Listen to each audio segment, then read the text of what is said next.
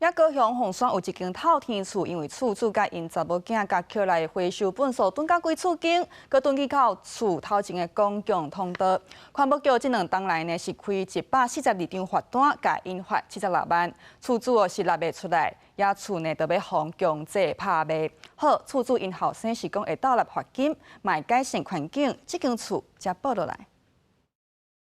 高雄凤山这间透天厝头前，3天前会当看到大细地粪扫蹲甲要半楼悬，毋那外口当然厝内底也是蹲甲规厝间。因为细林的查某厝主甲查某囝2人长期捡回收粪扫蹲来蹲，毋那占用着社区的公用道路空间，也造成环境的垃圾。厝边头尾可能无效，只好向环保局检举。阮来遮住差不多4年，进前来的时阵，伊是拢。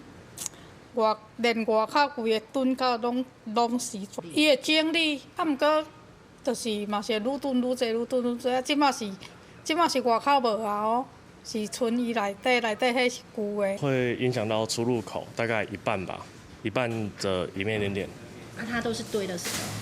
就都是一些垃圾啊，就类似捡回收那些的。环保局对112年开始陆续开出142张的罚单，累计罚金76万。厝主无在调查，差一点害这间厝去互拍卖。后来是厝主的后生出面，甲法务部行政执行署高雄分署协调，由伊来代替妈妈分期纳罚金，才将厝留落来。咱这阵来到透天厝甲看，厝前的粪扫也拢已经清走啊。环保局表示，后续因也是会来关心。目前现况已有改善。